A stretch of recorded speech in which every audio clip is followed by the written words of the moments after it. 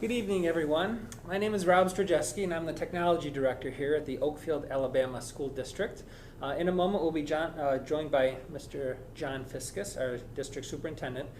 This is our final parent meeting, and as you can see at the bottom of our live stream, we'll leave that up the whole time, the link.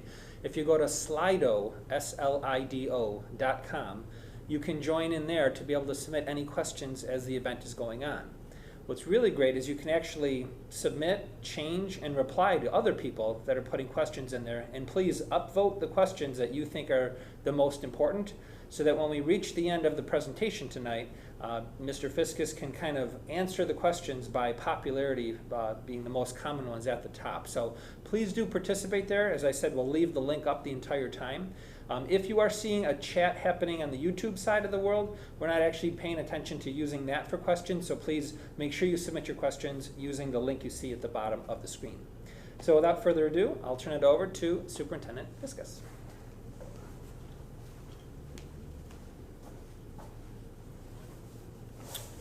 Thank you, Rob. Good evening, everybody. This is our final forum in regards to providing our community, families, parents, and district residents our reopening plans for the fall here in Oakfield, Alabama. As you know, our end goal is to return to normalcy as much as possible. So from the get-go, our school district, along with the Board of Education, decided that that would be our end goal, to see if we could possibly, with the guidance set before us, return to school 100% in-person in learning. Once reviewing the guidance and looking at all aspects of our district operations, such as transportation, class size, classroom spacing, we were able to abide by all of the guidelines set forward by NYSED. And so I'm happy and very pleased to announce that we are planning to reopen fully in the fall with in-person teaching and learning. What you're about to see in the next 45 minutes to an hour is information on our three plans. Again, first and foremost, I'll spend most of the evening talking about what it will look like in the fall, some of the procedures and protocols we have in place, and then I will review our other two plans, our hybrid plans and our virtual plans in case we have to go to 100% remote learning.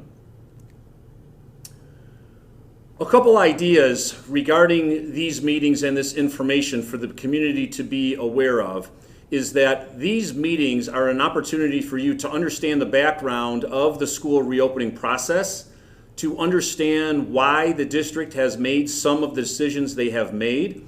We want you obviously to obtain information on the district's reopening plan so you know what you and your children are prepared for in the fall. We also want you to listen to your community members and the administration. We certainly understand that there's a lot of questions out there, there's a lot of confusion, a lot of anxiety, and a lot of stress, and we want to be as transparent as possible. We also want you to seek clarification. If there's a question that you personally have, I'm sure that there's other community members and families and parents that have the same, so please feel free to type in your questions, and we will certainly answer them all at the end of this conference. We also want you to provide comments, suggestions, and feedback. From day one, we have said that we are going to do our best with our plans. However, during these unprecedented times, sometimes we just don't have the answers. We are doing the best we can, but certainly we provide and would love to hear your comments and suggestions and feedback. And again, our district's decisions are based on what is best for the whole and not for some, and we certainly want to continue this dialogue as we move forward. One of the things that we want you to understand is that this meeting is not for political ideology. We obviously need to put our own personal beliefs, our philosophies, and our thoughts aside, and again, do what's best for the whole group and the whole community, not just the views of some people. We also want to put aside the judging of personal decisions of individuals, families, and other school personnel. Again, everybody has a story, everybody has their own opinions and beliefs, and what really is going to make our reopening plan work is if we all support one another and are very compassionate with one another. Again, we also don't want to pit one group of people over another, and we certainly don't want to pit one school district against another. Obviously, with our reopening plan, we are in a very lucky position that we can come back full time. There are school districts in the neighboring counties that have different hurdles and different challenges that we don't have here, whether that be class size, whether that be transportation issues, whether it be campus issues, whether it be social distancing. A lot of schools come with their own challenges and hurdles, and sometimes a plan that we have, such as 100% in-person learning, is not feasible at this time for other school districts. Certainly we need to take that into account. And we certainly don't want to attack other certain individuals for their beliefs, ideas, comments, or concerns. I'd like to review a timeline that we've had since the beginning of July, just to review with the community where we have been. On July 14th, we had put a task force meeting together and a committee together of parents, students, teachers, board members, nurses, healthcare professionals, and administrators to sit down and sift through the anticipated guidance. Unfortunately, the guidance was late. So on July 14th, our first meeting, we did assume what was coming down from state ed. At that meeting, we also divided the committee up into 3 different groups. One of the groups was going to focus in on our 100% return to normal with our in-person learning and teaching. One of the committees was going to focus in on the hybrid, if we had a hybrid situation. And another committee was formed to worry about our 100% remote learning plan. On July 29th, the district did submit all our plans to NYSED and the New York State Department of Health. And at this time, since we have not received any word back, we can assume that our plans have been approved. One of the things that I do want to mention to the community is that the submission of these plans was 3-tiered. Again, 100% in-person learning, our hybrid model, and our 100% remote learning plan. What was nice is that the governor and the state ed department let school districts locally decide what plan would work for them. So at this point in time, as I mentioned before, we are going with our first plan of 100% back to school in-person learning and teaching.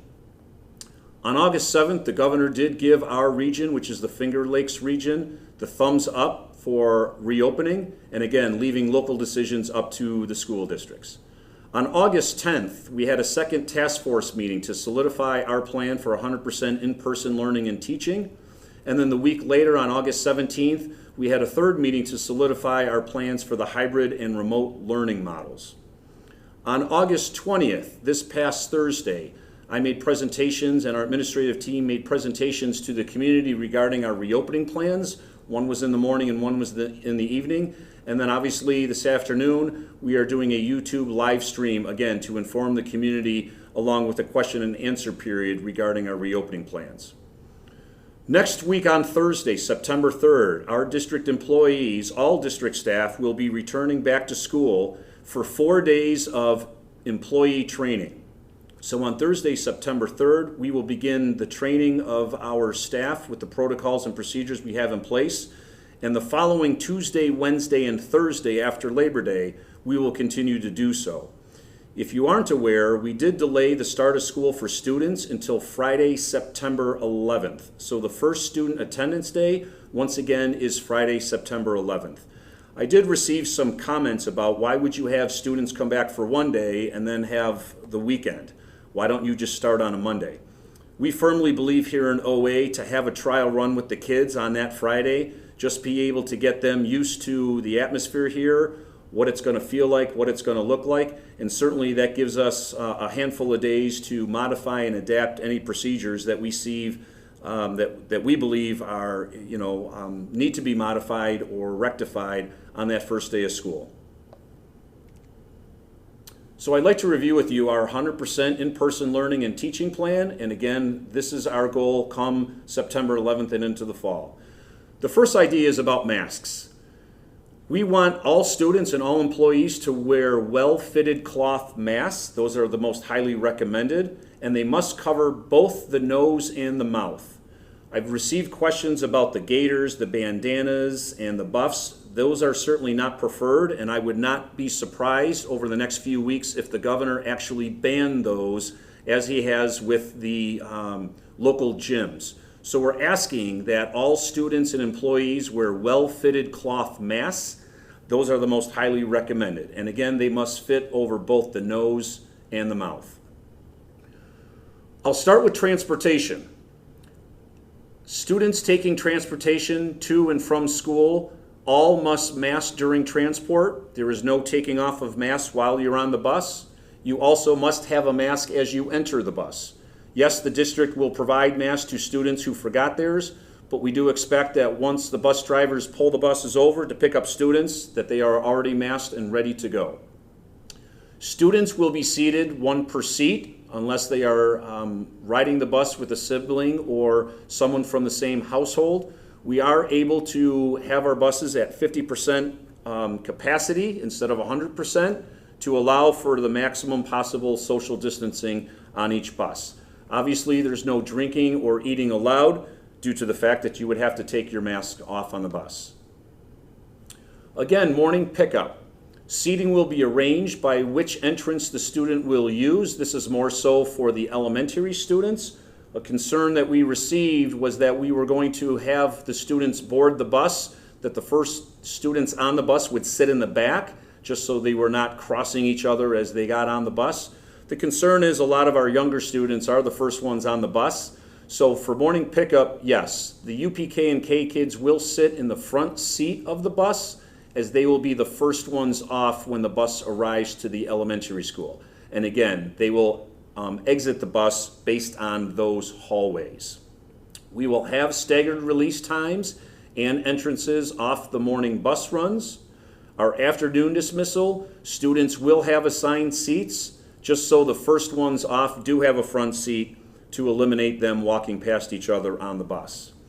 Obviously, we will clean and disinfect after every AM PM run to be in align with the New York State guidance.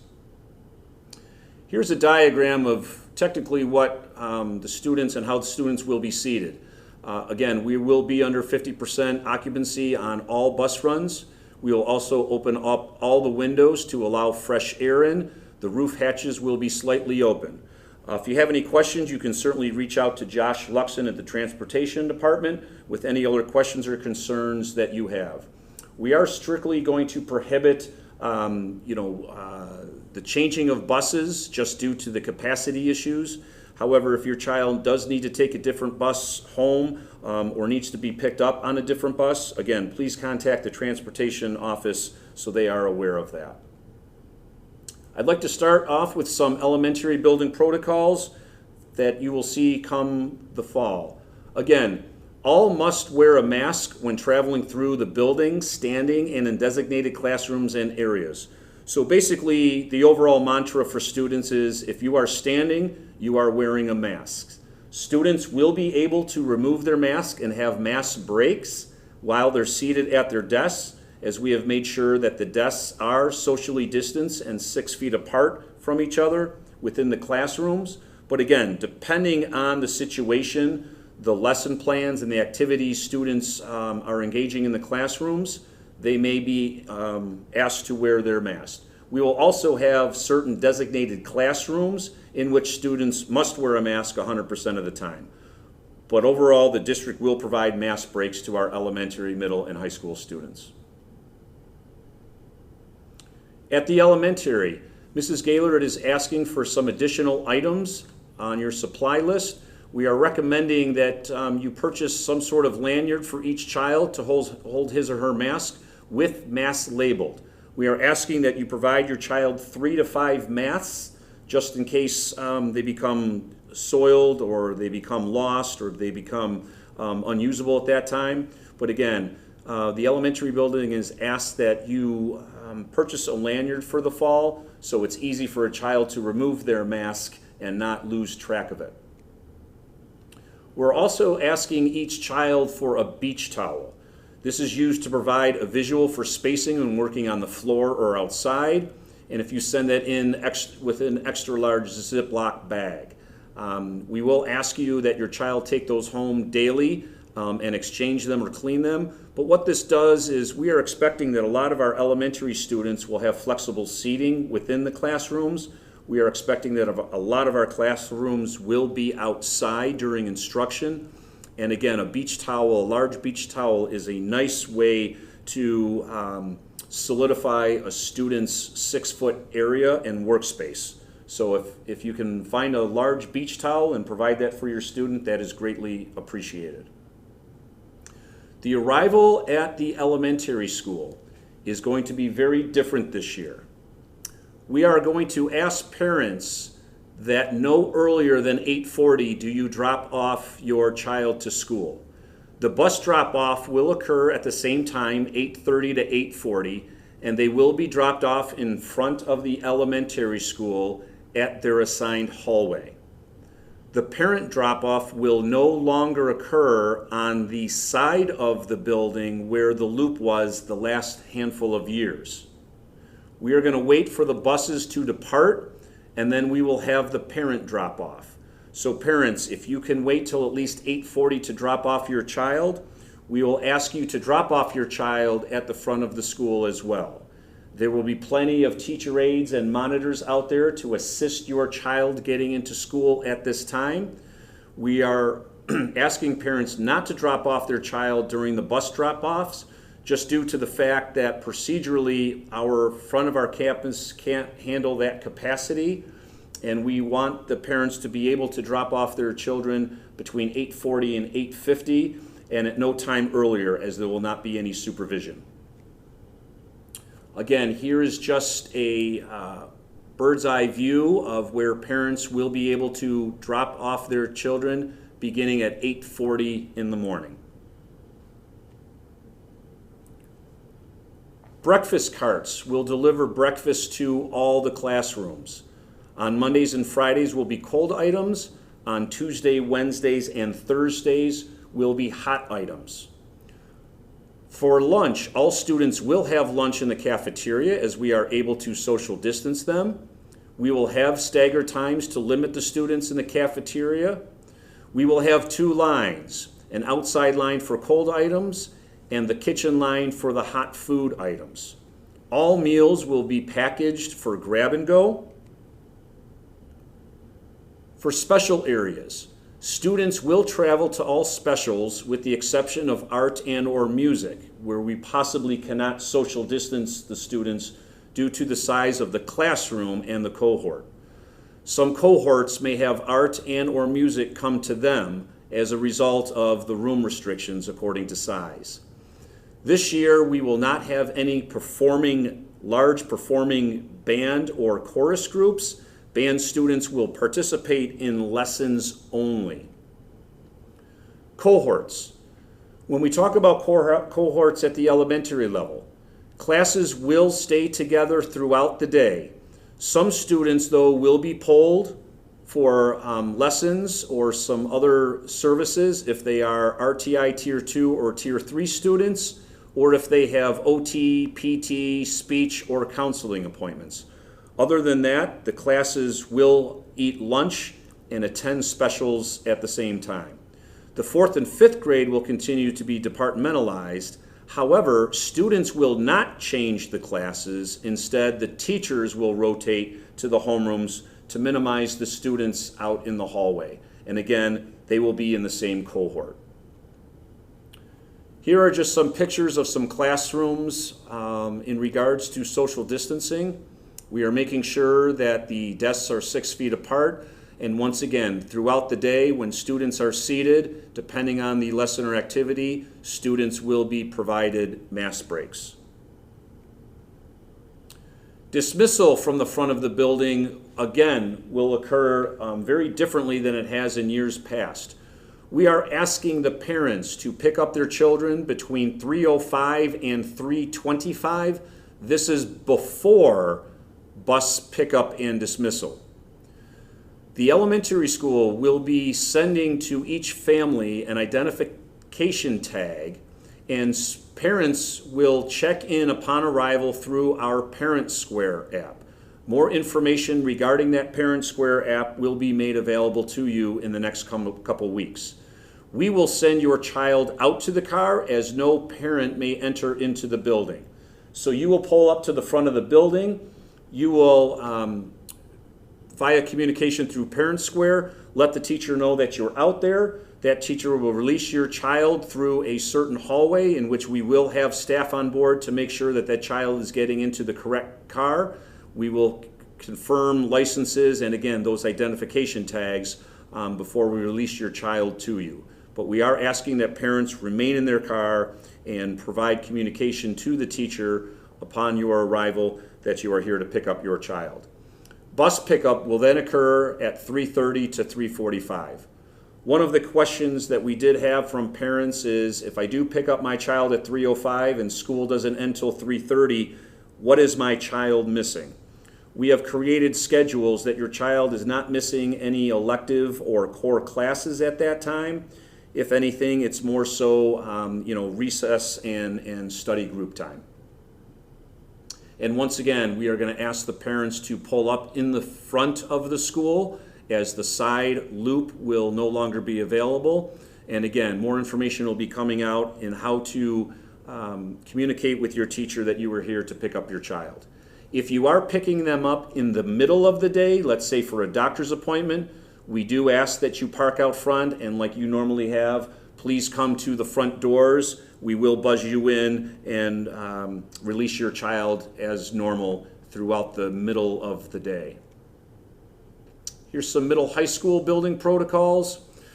We are certainly promoting 100% in-person learning, but we do have to offer, per the guidance, families a choice to remote learn. In-person learning is you are choosing to attend school, and therefore you must follow all the rules and regulations and guidelines the district has set forth. If you are choosing to remote learn, you are choosing to keep your child at home and participate in the learning experiences we provide. Please understand that it is the expectation of the district that any students that are on remote learning spend the same amount of time on doing work and on their computers as you would in person. So we do expect the students to be engaged right from the morning through the afternoon with their teachers and their work. Once again, here at the middle high school, all must mask when traveling through the rooms, the buildings, when you're standing, and in certain designated classroom and areas, just like the elementary. Again, all of the classrooms and desks have been socially distanced, so once students are able to be seated at their desks, the teachers will provide mask brace to those students. Again, we will have certain classrooms and areas that are designated full-time mask areas, but again, depending on the activities, a lot of students will be able to take mask brace once they're seated at their desks in their classrooms. We have a few learning experiences for our students that are both in person but also remote. I will go over what the BOCES schedule looks like for certain BOCES students that attend our BOCES program. And we also have some GCC academies that some of our students attend. So in the past, a typical BOCES schedule, if you had morning BOCES, looked like this.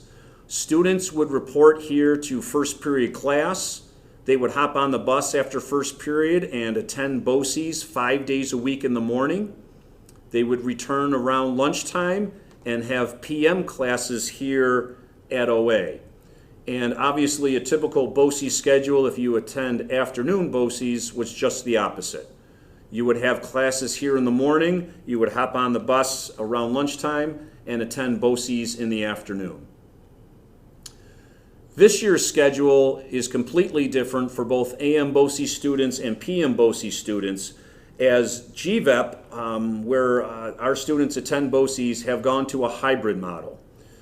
The bottom line is all of our BOCES students, per their schedule, will attend BOCES full day on Thursday or Friday. There are no half days in the morning or in the afternoon. They are full days on Thursdays and Fridays. So the schedule for AM BOCES students looks like this. They will report to school on Monday and Tuesday and have what we call a remote learning lab.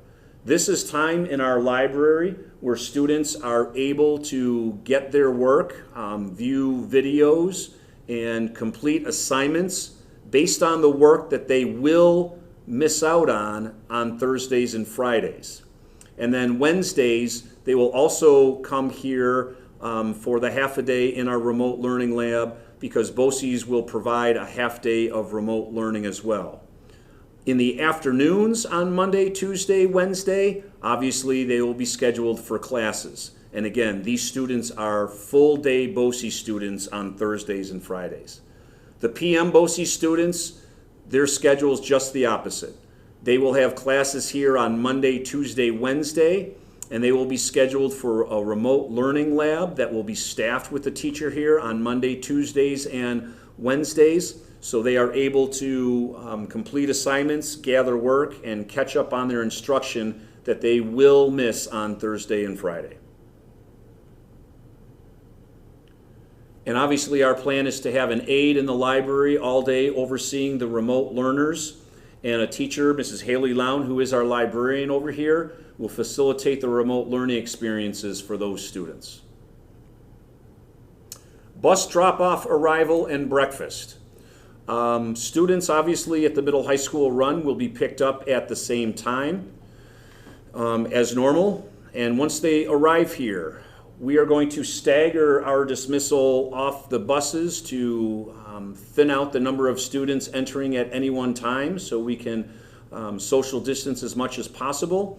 So we will let students off the bus at 7:18 that eat breakfast. They will report right to the cafeteria. And then students in grades 6, 8, 10, and 12 will enter the building first at 7:20. Grade 6 will enter in the main bus loop door as normal. Grade 8 will enter at the door down by Mrs. Bookmiller. And grades 10 and 12 will enter by Mr. Hoffhein's room. And again, I have a slide that will show you this. We will wait a few minutes, and then grades 7, 9, 11 will enter at 7:22. Again, grade 7 will enter in the main bus loop door, and grades 9 and 11 will enter by Mr. Hoffhein's room. All students not eating will go to their locker and then first period class. So this is just for the bus drop-off only. Again, grades 9 through 12 will enter door number 9 near Mr. Hoffhein's. Grades 6 and 7 at staggered times will enter door 4 here, which is the main bus loop. And grade 8 will enter down by Mrs. Bookmiller's room in door number 3. Again, this is for the bus drop-off only. Students, if students are riding their bike, if they are walking, if they are driving, or they are being driven, we ask that they enter the school at the front entrance of the front loop. We will monitor this, as I do think we will have an uptick in the number of students that will be not riding the bus, so we have a second possible additional entrance if needed. We do ask that students do not come here before 7:20, as those doors will be closed. Previously, there was an atrium and those front doors were open that students could just kind of hang out in the front foyer there. All doors to the middle high school building will be locked until 7:20, so any student that arrives on campus beforehand does not have supervision, will not have shelter, so keep that in mind on the rainy, windy, and bad weather days. Parents that are dropping off their students, again, we ask that you drop them off at 7:20, but I do ask that all families review with their children, and we will do the same here, that once students arrive to campus, and they are possibly waiting outside for the doors to open. They're waiting in cars, and they get out of their cars, and they're walking up to the buildings. All students on campus must mask. They must mask. We cannot have students out front at 7 o'clock waiting for the doors to open, not social distancing and not masking. We need for them to remain social distant and mask. Breakfast here at the middle high school, we will use the cafeteria as students will be social distance. Unfortunately, it has students sitting in individual desks 6 feet apart, so obviously they can take their masks off and eat. During the breakfast, we will limit the cash transactions. We are going to ask students that they carry a barcode with them so they are not touching the keypads. We will do the same with the elementary students. We will certainly use markers on the floors to maintain 6 feet apart while they're picking up their food in line. Our cafeteria up here, as long as we social distance, can hold 70 people. So all middle school students will eat in the cafeteria. High school students, if exceeding the 70 maximum, will be allowed to eat in their first period class. That is for breakfast only. As regarding to our terms with social distancing, we will provide hallway accommodations. We will have signage around. We will have classroom accommodations. And obviously we are following the New York State guidelines with masks. Here are some of the signs that your students may encounter. We will have some directional arrows in regards to one-way hallways and being on the right-hand side of the hallways if it's a two-way street. We are going to ask that, again, students will be wearing masks as they're up and about and moving around. And again, we will also provide notification to all students and employees if there's designated areas within the district that they must mask. Here's some pictures of the middle high school classroom and us social distancing the desks 6 feet apart. This is one of the larger classrooms where we can fit possibly 22 to 24 students. We are also going to ask our middle school and high school staff, when we can, to possibly have students eat outside, learn outside, and spread them out. Again, kids will get breaks while in classes, but some will require masks 100% of the time, depending on extenuating circumstances, and these are some of the signs that they will see.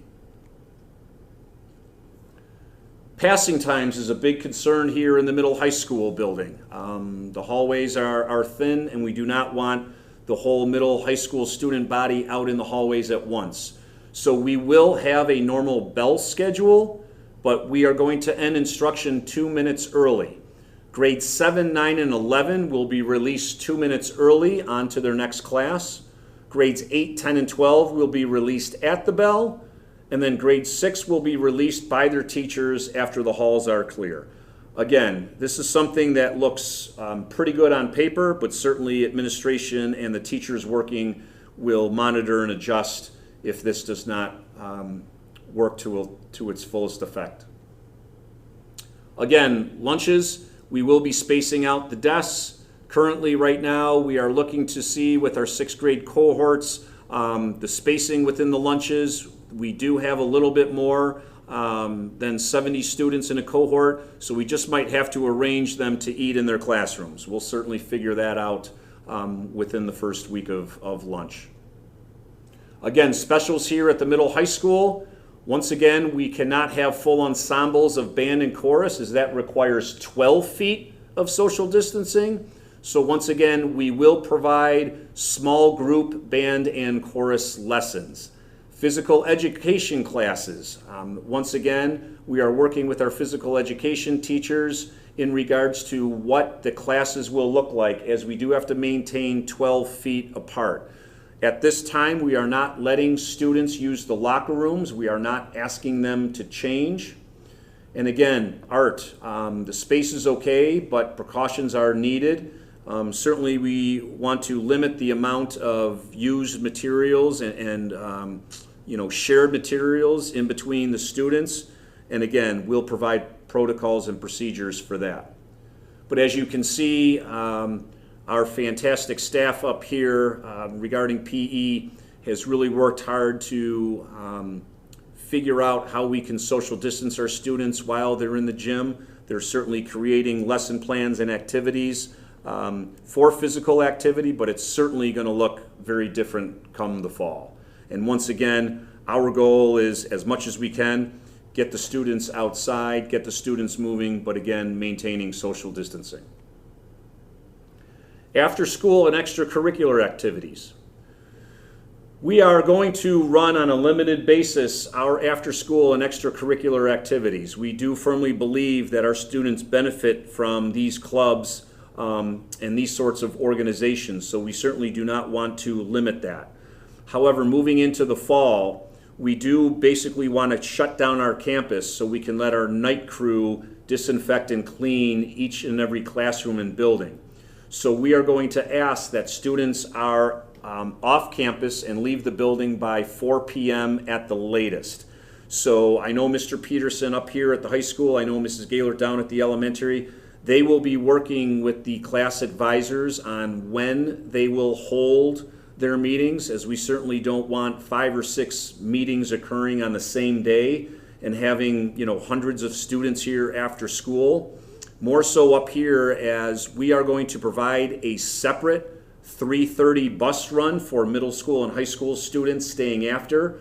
They are not allowed to walk down to the elementary and hop on the elementary run as in the past. So we need to monitor and make sure that we're able to provide students, the middle school and high school students, a ride home, and obviously not overloading the bus. So certainly there'll be more information coming out on the clubs and activities that we will run and on what days and dates of the week they will have their meetings. Some special education protocols. Obviously, as you will see in a little while, we are providing both the 100% in-person and even in our hybrid models that all special education teachers will still return to the district 5 days a week. So currently right now we are providing the services recommended on their IEPs. Students in the 3 special classes, that's our 1211, our 611, and our 811, will be offered the opportunity for a 5-day face-to-face instruction and related services, even in our hybrid models. Again, we will provide face shields to students with special needs that medically cannot wear masks, as well as for speech sessions. One of the questions that I was asked were, can students wear face shields and not face masks? The answer is no. Face shields do not take place of a cotton, tightly worn face mask. So if you have, if your child has a medical condition which prohibits them from wearing a face mask, we do need that documented with the recommendation that they wear a face shield. Students that families select remote learning will continue to receive the teletherapy and special instruction through the special education teachers. We do ask that you contact our Committee of Special Education Director, our Director of Student Services, which is Danielle Backey, and we ask you to reach out to Danelle and ask her for, you know, any sort of information that you need if you decide to select remote learning for the fall. And again, our special education teachers and providers are still going to obviously track all the students' progress towards their IEP goals. Students with outside placements will continue to use OA transportation. Until further notice, our CSE and 504 meetings, as this past spring, will be held virtually, and obviously we will continue on with all of the required evaluations and student referrals as necessary. Some food service protocols. Again, just a reminder, at the elementary and middle high school, for the elementary school, breakfast will be served in the classroom. We will have students with a barcode scanner for purchases, so they're not putting in their ID numbers. We are having separate lines. We will increase staff disinfecting before and after every cohort leaves the lunch area in the cafeteria. We will not take payment at breakfast at the elementary due to the fact that the staff is on carts.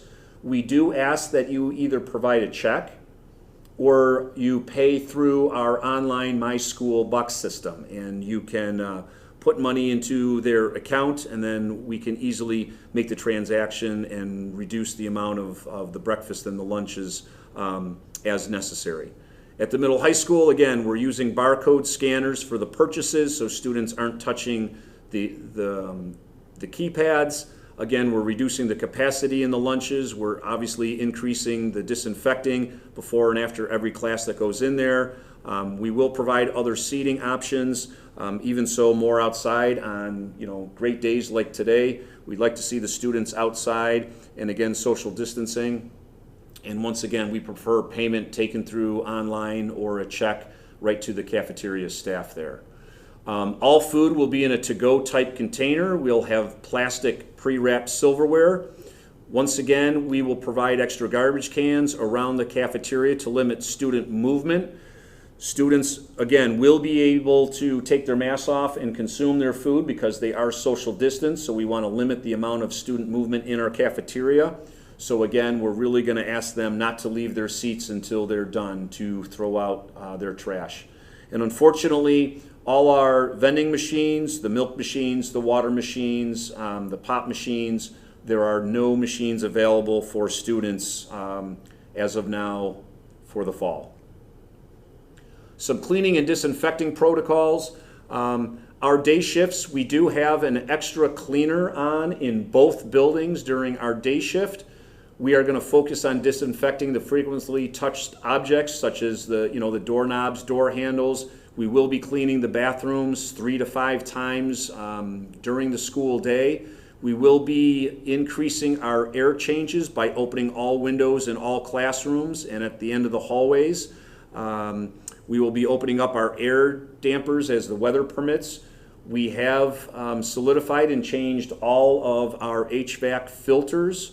We will increase cleaning of all the restrooms in the cafeteria, and we will be targeting hotspots. We do have machines that have the electrostatic disinfection that we will be using those as needed throughout the day and obviously during the night shift. Again, the night shift will really be concentrating on disinfecting all areas occupied, all the classrooms, all the desks, all the chairs, and obviously the highly used areas among the students. Again, we are going to ask teachers to open up their windows, weather permitting, because circulation of the air is a huge thing in school buildings to prevent the spread of the COVID virus. Obviously, we're going to make sure that all restrooms and classrooms have an adequate supply of soap, paper towels, microfiber cloths, hand sanitizer, and disinfectants for classroom use. We do highly recommend that all teachers between cohorts and classes do clean the desks and the chairs. And then once again, we have those machines at night that provide that electrostatic disinfection of the highly targeted areas. Extracurricular and sports. If you weren't aware this afternoon, Governor Cuomo came out with some guidance regarding fall sports. Again, I think we will be receiving some public high school athletic association guidance within the next 48 hours that will dictate the sporting programs and schedules come the fall. Currently, right now, there's about 6 different plans on what the fall sports season may look like. And because of the thumbs up and some of the regulations that the governor had put out there this morning, NISFA will be quick to react, and I'm assuming in the next coming days will decide on what the fall sports program will look like. We will certainly abide by that guidance. And again, if you weren't aware, Governor Cuomo stated low-impact sports such as cross-country, soccer, tennis, swimming can begin practice and play on September 21st with local competitions and contests. Unfortunately, high-risk sports such as football and wrestling can practice but with no competitions. So again, we'll abide by what the Public Health Athletic Association comes out with. Again, you can see that some of this guidance is muddied as some of these sports are actually played in the winter and in the spring, such as tennis, such as swimming. But again, we will see what the guidance comes out from the New York State Athletic Association and abide by that. We, again, will resume our extracurricular clubs and activities on a limited basis, and students within the first few weeks of school will know what clubs are up and running, and again, the days of the weeks and the dates that they will have their meetings. Some non-negotiables that I want to discuss with families and students upon having us reopen and stay open come the fall. Obviously, masking is a huge protocol. Putting our philosophies and political views aside, we all must mask. Students must mask, employees, bus drivers all must mask on the bus. We all must mask when we're standing on campus, when we're in school, and when we're in the certain designated classroom areas. No ifs, ands, or buts about it. We have taken the philosophical approach that we as administrators and a faculty and staff cannot police students in wearing or not wearing masks. Certainly, we're all going to forget. This is new for everybody. But if a student is asked to put a mask on, they must put a mask on. We cannot get into a situation or a conversation where the student refuses.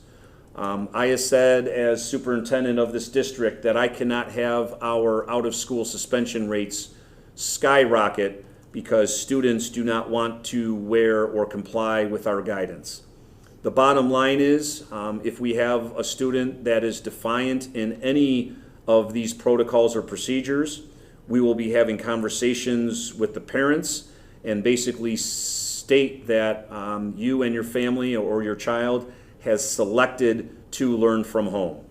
This is for the safety and security of everybody within these buildings. So once again, if we have concerns or issues with any students following these strict guidelines regarding masks or what they're supposed to do, I have the authority to make sure that your child is not on campus and learns remotely. We will certainly make sure that students have ample time, along with the faculty and staff, to hand wash, to sanitize. We have sanitizing stations in all classrooms. We are asking, obviously, our faculty and staff to fill out a daily health form through our Parent Square app. All faculty and staff will have to do a temperature check at home before reporting to work here on campus. Parents and families will be asked to do the same. You will receive some push notifications the 3 days before the Friday before school begins. So on that Tuesday, Wednesday, Thursday after Labor Day, you will get notification in regards to filling out a daily health form on all of your children through our Parent Square platform. This platform and this form takes about, I'd say, 10 to 15 seconds to fill out, as it bases the questions from the local Department of Health guidelines regarding COVID, and will also ask you if your child has any sort of symptoms. Those will be spelled out for you. And then there is a spot that you will have to enter what your child's temperature is, and then you will hit submit, and the district will receive notification of your submission of information regarding your child's daily health form. A letter will go home from the building principals in regards to a passive agreement sign, in which obviously if you forget to fill it out, but you do send your children to school, that you are assuring us that your children are healthy. However, our school nurses and staff will follow up with those children upon arrival to campus if we do not receive a form from you in the morning regarding the status and health of your child. And I will talk about that form and those symptoms in a quick second. So obviously you will receive a Parent Square form to complete each day regarding the wellness of your children. And again, we will practice this the first 3 days before that Friday, September 11th, just to make sure that we work out all the kinks. And obviously there will be a temperature box that is required for you to fill in your child's temperature. We do not, absolutely do not want you to send any sick children to school. We do ask that you provide several masks for each of your children that you send to school per day, obviously that cover the nose and the mouth. And obviously we need full student compliance with all protocols. I do want to pause here for a second to provide you some information in regards to that daily health form. Obviously, again, you will receive a daily notification to fill out your child's wellness. Make sure that you answer questions as far as have they traveled to a red state, have you been in close contact with somebody that is COVID, just the generic questions in regards to the COVID-19 illness. We also have a list of symptoms that you will have to mark yes and no on for each child. And again, their temperature reading and your submittal of that form. That being said, guidance has changed within the last 2 weeks in regards to those symptoms. First of all, if you answer yes to any of those questions that your child has a symptom, such as a sore throat, such as a headache, such as muscle soreness or diarrhea, if you mark yes and you submit that to us, on your end, you will receive notification not to send your child to school and to contact your primary health physician immediately. On our end as a school district, we will receive notification that you have positively screened your child for COVID. The ramifications for your child to return back to school is that not only do we need a doctor's note clearing them, but we also need your child to be symptom-free, and we also need proof that your child had a negative COVID test. The reason that is a concern is to get a negative COVID test or a test at all could take some time, along with the results, if you do get a test, of possibly a week or two. So I caution parents, and I even cautioned our employees and our teachers and our district staff in just taking the time out and having a healthy balance of what might actually be occurring. For example, I have a little bit of muscle soreness today because I biked 30 miles yesterday and I worked out.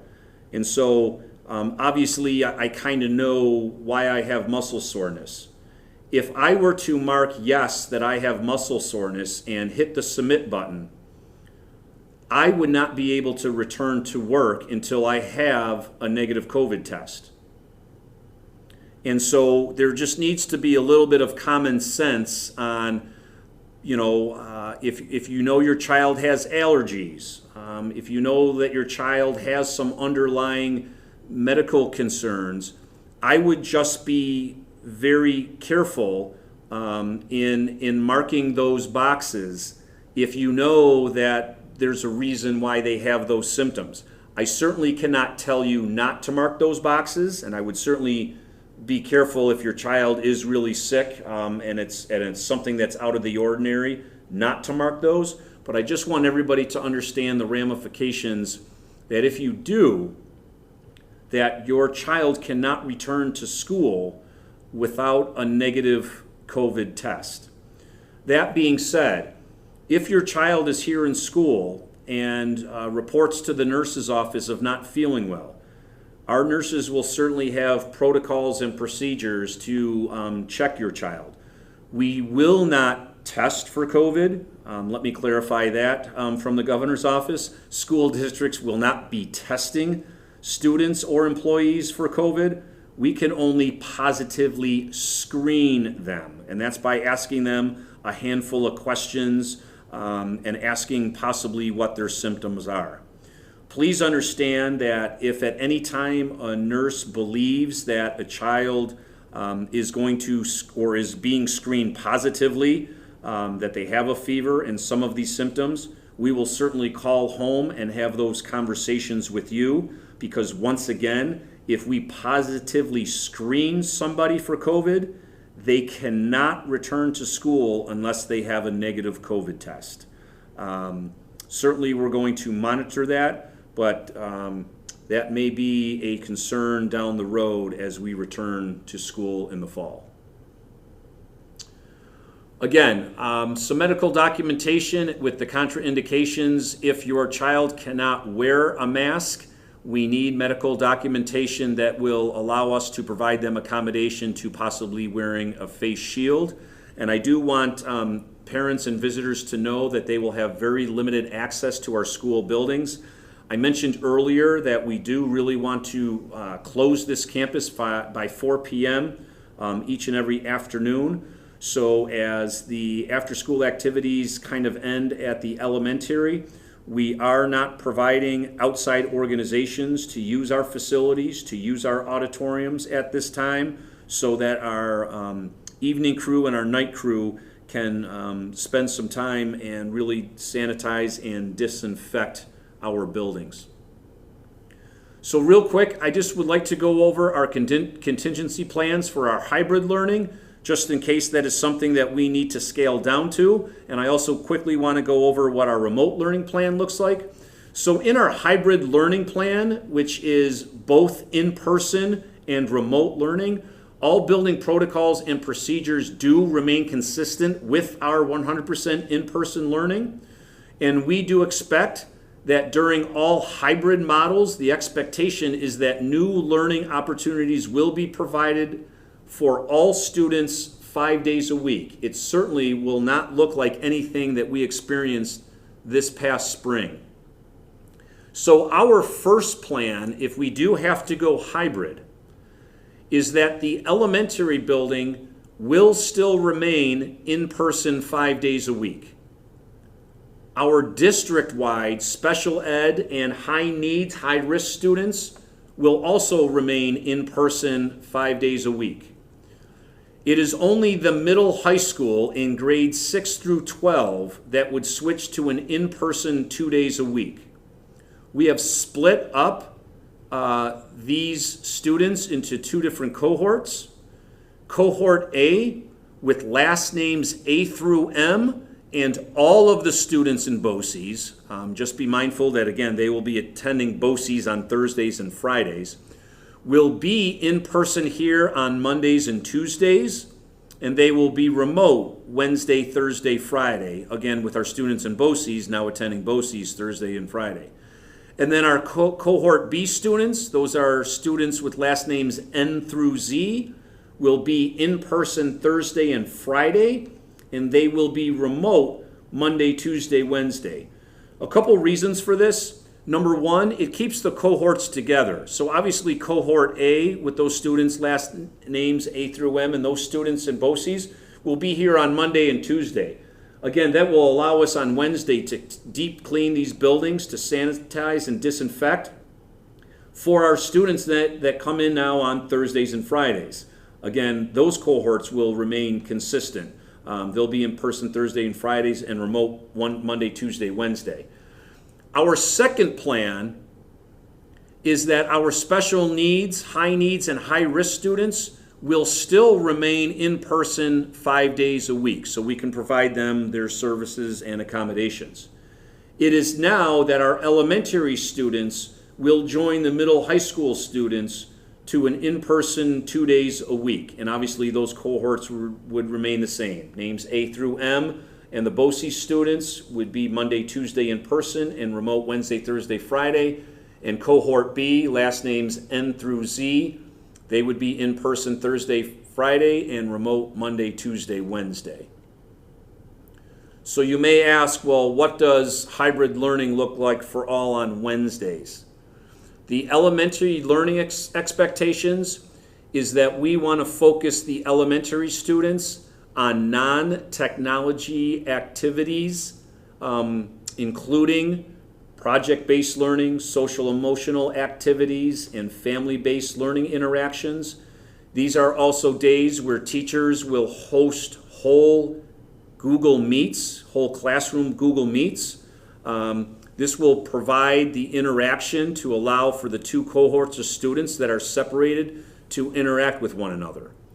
At the middle high school, the hybrid learning Wednesdays, these students will be involved in asynchronous learning opportunities. That means that they would be provided content, videos that they could upload through our Google Classroom platform. And again, these teachers will use these days to provide support to students on an individual or small group virtual environment. If we have to completely go to a remote learning plan, we have listened to our stakeholder groups, our teachers, our parents, our students, our community families in regards to what worked last spring, what didn't work last spring. And so we've come up with some non-negotiables for our elementary and middle high school teachers and buildings and students. We are switching to Google Classroom as the platform and hub for all classes. We are only using the Google Meet and GoGuardian for video calls and meetings. This allows for our quick one-to-one communication between teachers and students. We will continue with new learning and assessments, a daily schedule and expectations created for each grade level or course by teachers. So we are expecting that students, if we do go fully remote, that they will be working during their normally scheduled time that they would be here. So for the middle high school students, that would be from 7:30 to 2:50. For the elementary, it would be from 8:30 to 3. And depending on the teacher, the classroom, or the course, a lot of instruction could be asynchronous, which is again not live, but them uploading videos to watch lessons and to complete assignments. But I do know that some teachers will ask for synchronous learning, where they, as students, will be provided a link and it will be real-time learning and instruction for some students. We have also switched to one notification for families and students. It's a consistent platform called Parent Square, and information and training will be coming out very shortly. Once again, you'll be hearing the words synchronous and asynchronous. Again, synchronous is live lessons with the teachers in real time, and asynchronous is where some teachers will be posting lessons, and this will be more self-paced. But again, depending on the grade level, the course, and the teacher that is assigned to your student, again, that will depend on whether some of this is synchronous or asynchronous. I could tell you that it'll probably be a good mix of both. Okay? And then extra support will be provided for students as needed during the office hours here up at the middle high school. And again, one-to-one small group virtual help sessions throughout the district. Something that we want to compare just to make, to contrast what happened last spring compared to this school year, if we do go to remote learning. Obviously, we are going to continue on with our instruction. At the end of last spring, I'll admit, we were in crisis mode. We were in, emergency mode. We did not see this coming, and no district was prepared for what was to come. So, a lot of it was review work. As you can remember and recall, a lot of it was, review work. There weren't a lot of assessments. It was very hard to fail. We came up with a platform where teachers kind of offered 1 to 2 assignments per week.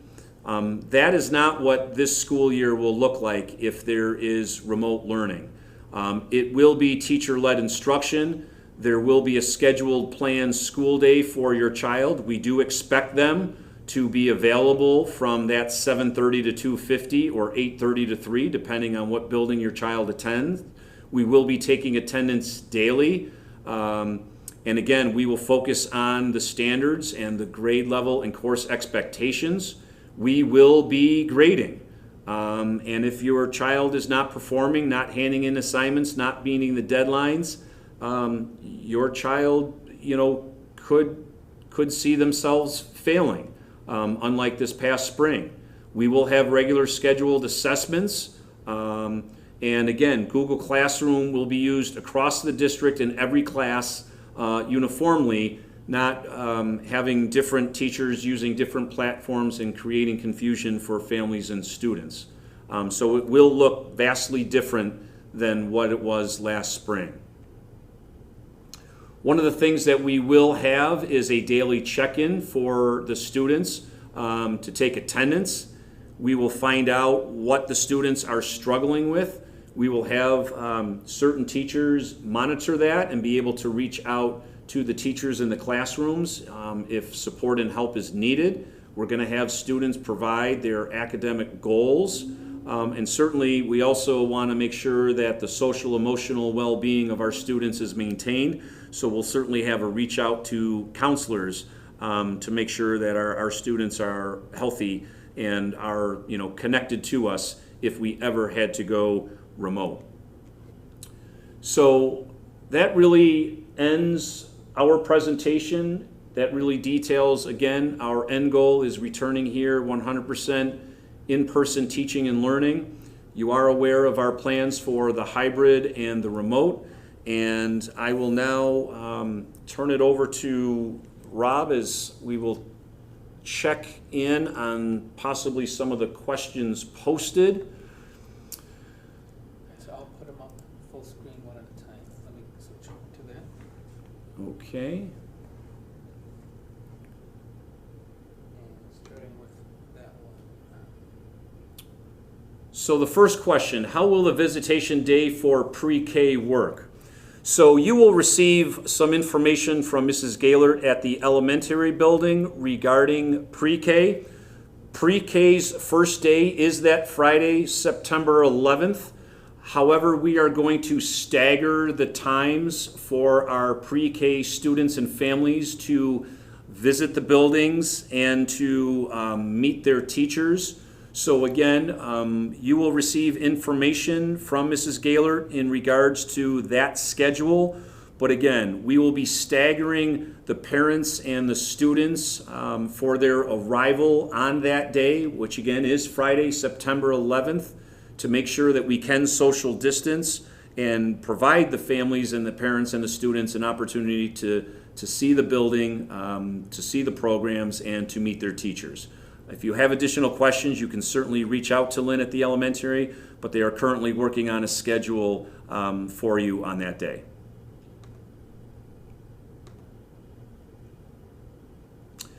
Next question, if someone previously planned on picking up and dropping off their child but now needs bus transportation, is that possible? Yes, we ask that you call the transportation department or contact or email Josh Luxon and make sure he knows of your needs. But yes, we are committed to provide bus transportation to anybody in our community that needs it. So yes, just please contact them and they'll make adjustments accordingly. You emphasize the consequence of required COVID tests if we report symptoms. Don't you think that discourages parents to be honest on their daily symptom forms? Well, I think there just needs to be a little level of common sense. I will say this, there is some flexibility that I mentioned to our employees, and I'll mention to the families, which I did believe I forgot to mention. If you are not sending your child to school on a particular day, or if an employee is not returning to campus for a certain reason on a day, you actually don't need to fill out the form. Sometimes employees take off just because they do have a couple doctor's appointments or something going on. We do not need the form filled out if you are not coming to campus. So the same thing goes to the families. If your child is not reporting to school for whatever reason, we do not need to have that form submitted. I just think that there needs to be a healthy balance. I can't say it discourages parents to be honest, but I also want people to know the ramifications of positively identifying your child with a symptom. Obviously, you know your child best, and I'm just concerned that, if your child wakes up with just a scratchy throat or a stomach ache, and it may be because, they didn't eat, or, they normally do get, frequent headaches, I'm just letting you know that if you mark that down, that your child is now symptomatic and cannot return without a negative COVID test. So again, that's just for information, knowing what the ramifications are.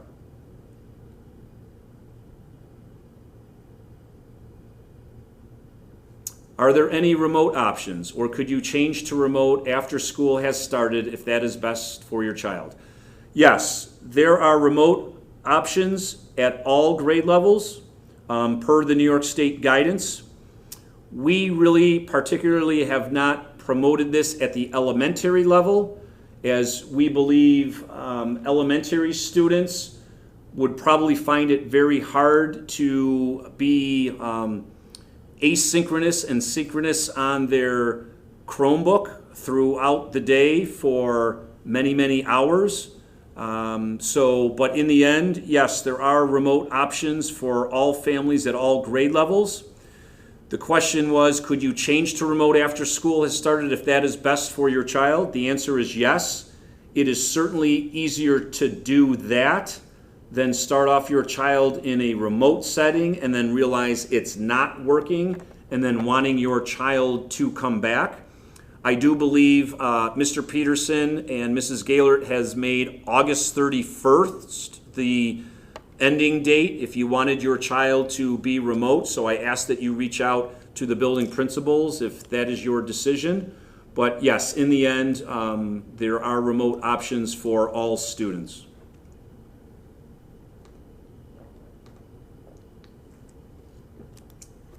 What exactly can we do in gym class?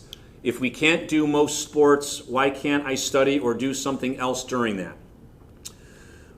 Good question. Well, New York State and the region still has a physical education requirements. Our teachers right now are planning activities and lessons in regards to that. You're right. Phys ed classes aren't going to look the same. The sharing of supplies, the basketball, the volleyball, the team handball, soccer, those things are not going to be allowed. So it certainly is going to look different.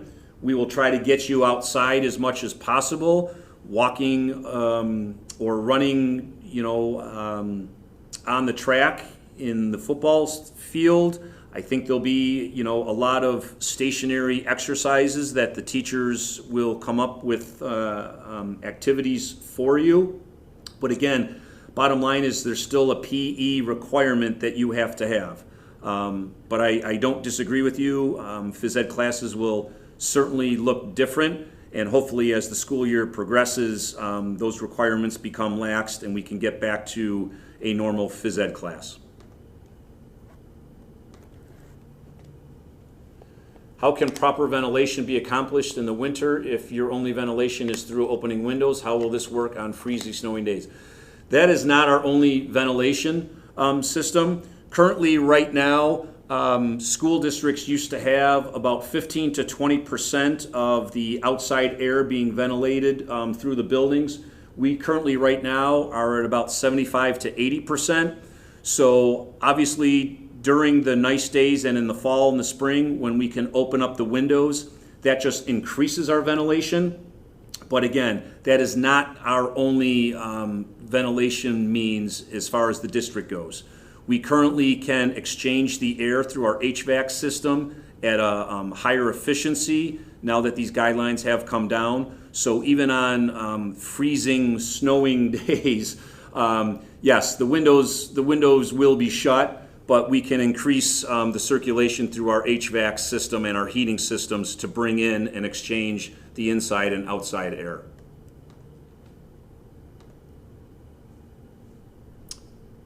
Remote learning is available from day one for UPK through 12th grade.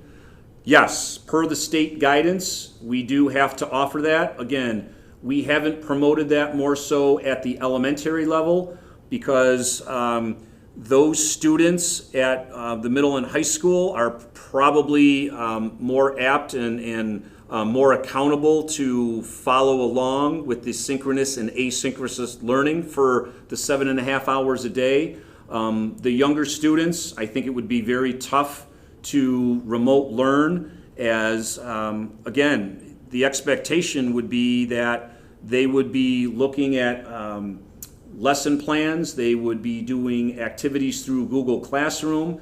There would be times where we would want the synchronous learning and that they would have to log on at certain times of the day, and we feel that that would be very difficult for the young kiddos to do that. But to answer your question, remote learning is available from day one for UPK through grade 12. Yes, and if that is something that you are interested and are moving to, I would ask that you please contact the building principals.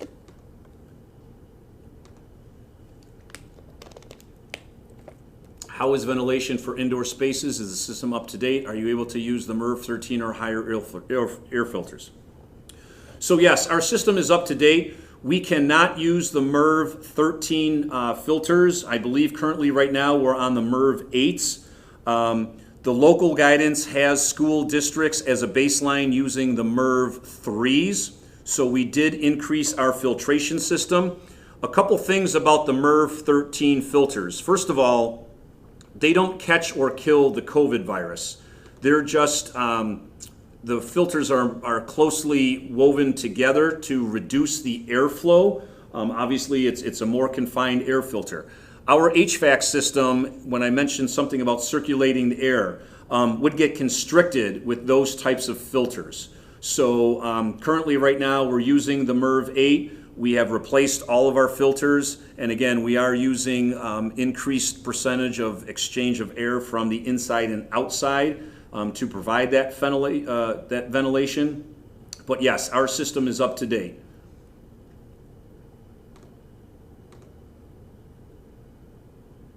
Also, how would lunch work? There's no way you can have 6 feet in the lunch line. I get in lunch, you can do desks, but how would that lunch line work? The lunch line is really a grab and go. There are no buffets. There are no really pick and choose. So as you enter the cafeteria, you will be wearing your mask. You will quickly go through the lunch line. We will try best as possible to have 6 feet, more so when you're cashing out with the cashier. We certainly understand that having 50 or 60 students come down to lunch all at one time and you separate it by 6 feet could result in a line that's 300 feet long. But you are not going to be spending time in the lunch line. Again, there are no buffets, there are no student choices. It is quickly a grab and go and head to a desk to eat.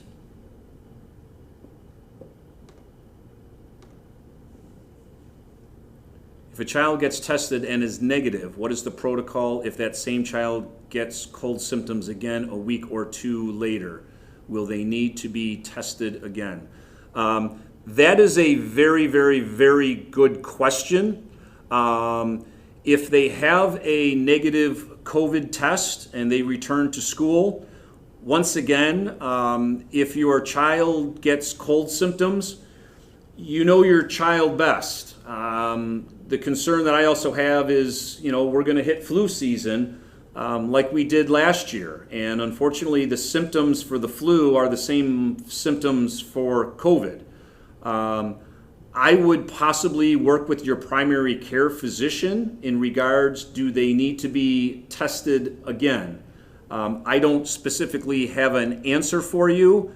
I will tell you though, if they have symptoms, whether the nurse positively screens them here or you positively through that daily health form screen them positive, yes, they will not be able to return without a negative COVID test. But I would ask your primary care physician if it's necessary that they have another negative test. I'm not positive of that answer. Is locker use encouraged or not? I've heard 3 different answers. How will they socially distance at the lockers? So currently, right now, more so at the middle high school, we have separated the lockers as best as possible. Some of them are social distanced, some of them are not. We are doing both. We are encouraging, and certainly you will have use of your locker. What we are not encouraging is that you go there after every period. So currently right now, the high school administration is teetottering back and forth about the use of drawstring bags, that students may be able to carry a handful of books for a couple classes and then report to your lockers to use your locker then. What we certainly don't want, again, is students after every class going into their lockers and then having a whole bunch of students in the hallways. Again, that is something that we're going to monitor. We're hopeful that we could possibly teach and schedule students to go to their lockers at certain times of the day as far as routine goes. So that's really kind of up in the air on what that looks like. Obviously, you will have an assigned locker, but bottom line is, again, our goal is to make sure that you're not there after every class hanging at your lockers. So that'll be something that we will monitor and tweak as the weeks go on. How are kids supposed to carry all of their stuff if lockers aren't used? I find it hard to believe some of the kids can carry all their supplies. So as I just answered, it's not that you're not going to have lockers. We're just trying to avoid that students are going to their lockers after every class period. So that is something that we will monitor as the days go on. Who is responsible for the cost of a COVID test if required by the state to return to school? That is solely on the family or your health insurance. That is not required by the district. I hear you. I hear you.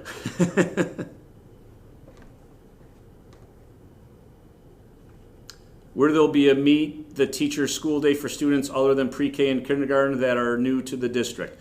Yes, depending on where your child is. Up here at the middle high school, I know next Monday there's an open house day with staggered times that's scheduled, and then there's a 6th grade orientation afterwards.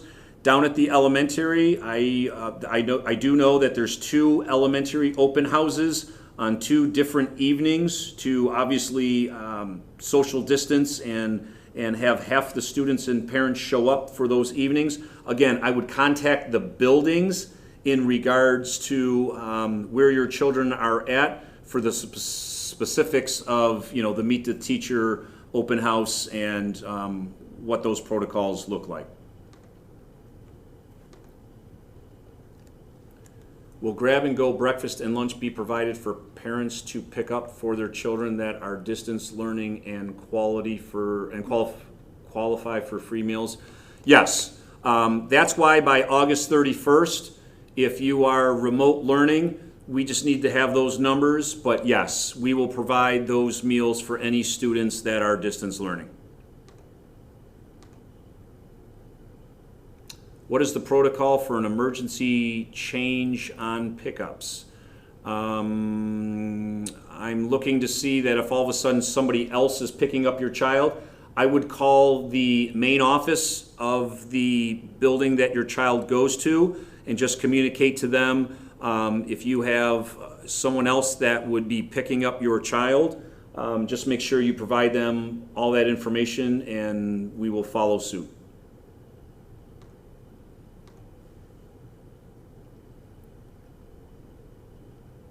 Will the Justice Academy students be in a separate room at OA for the Wednesday afternoon classroom, and is this via Skype, Zoom? What will happen if BOCES closes? Good question. So yes, for the remote learning, actually all of you students will be in the library. If BOCES closes, I don't have an answer for you moving forward into the fall. I would assume that you would attend then your classes here on Thursdays and Fridays if we are still open, because you are attending BOCES on Thursdays and Fridays. So I will assume that if BOCES closes and we're still open, that you would attend your classes on Thursdays and Fridays that would be normally scheduled on your schedule. Because certainly you are going to miss classes when you do attend BOCES full-time on those days. If a child is sent home and needs to be tested for COVID before they return, where their siblings and parents also need to be tested? Yes. So if a child is sent home and they were positively screened here, let's say by our nurses, all members of that family or other siblings will need to go home too. Depending on the parents, I would say no. But it really, the guidance again is changing constantly, in which if we had siblings or students here, and then all of a sudden we found out that their mom or dad works in a different district or is working here for us in school, they also would need to be removed. So as far as the guidance goes, it's just of the people that work within the buildings or the children that attend school. So my answer would be yes to the other siblings that go here, but no to the parents. And sometimes this doesn't make sense. So we're doing the best we can. So to answer that, no. I would not say that the parents need to be tested, but the other siblings that would come here would need to be tested, yes. Will there be chorus? Yes, but there will be small groups. One of the guidelines is for PE classes, band, chorus, is that we social distance 12 feet apart. Currently, right now, we're waiting on guidance in regarding holding concerts and band performances. But as we begin this year, there will be chorus, but it'll be small groups.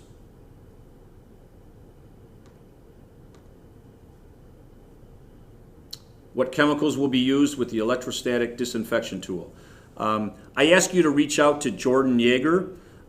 Jordan is following all the state guidelines in regards to the disinfection and sanitation of our classrooms and our districts, and I cannot tell you offhand the name of the product or the chemicals. I will tell you that they're confined obviously and confirmed by the CDC to be used in our schools. We have the MSDS data sheets on them, but I can't tell you specifically what the name of the chemical is. So certainly if you want to send me an email or write to Jordan, he'll certainly give you the answer to that question. What about water bottles? Can they bring them, or will there be water available? Yes, we are encouraging students to bring water bottles as our drinking fountains will be inoperable. We have switched a lot of the water fountains to the bottle dispensing. So yes, we encourage the water bottles, and we are currently shutting down the actual faucets and changing those to the water bottle dispensers that they can fill. How will the 12-1-1 class work this year? As I mentioned, normally, and even more so in both of our hybrid plans, they would be attending school 5 days a week, so we could provide their services and accommodations per their IEP. It's only remote that I would have Danelle and the CSE office with the special ed teachers reach out to you if we had to go completely remote on how to provide those accommodations, whether they would be through teletherapy or other avenues. But the 12-1-1 class will work and function as normal in both our reopening plans and our hybrid plans. If you choose remote learning for elementary students, is there a waiting period for selecting in-person learning later on? If so, what's the time frame? If you choose remote learning for elementary students, there isn't such a thing as a waiting period for coming back in person. We just ask that you communicate with the building principals as far as our class sizes. At the elementary level, I can tell you that we have space. We can actually social distance classes and still fit 29 students in a class. Obviously, we don't have 29 students in any cohort. So more so at the elementary, really you could switch to in-person learning, and that would be within a 24-hour period. There is no waiting. We do discourage just kind of going back and forth. I do know up at the middle and high school, we're asking that families stick to a 10-week or a marking period before making the switch. But at the elementary, it's a little easier to switch on and off just based on the class sizes and the size of the classrooms. So there really is no time frame. We just ask that you communicate that with the teachers and the administration down at the elementary school. Are masks required while students are sitting in their desks 6 feet apart? The answer is that depends. It depends on the teacher, if it happens to be a designated mask area. For the most part, the answer is no.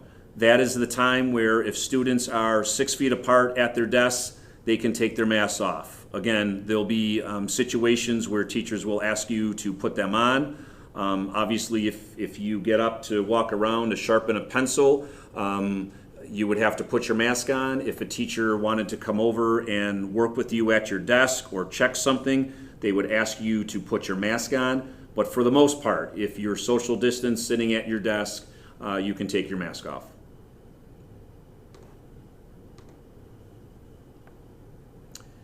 Is UPK going to happen? I received a letter stating that it may not happen due to funding. Has this funding been received? I need to make arrangements. Yes, UPK is happening. I ask that you contact Mrs. Gaylor as she's made contact with families. We are running 2 sections of 18 students per the grant. So yes, UPK is going to happen.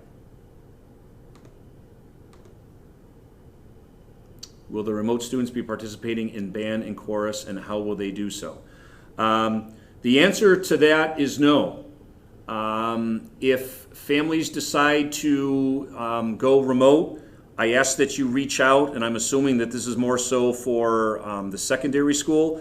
Mr. Peterson has provided letters and information to parents and families and students that have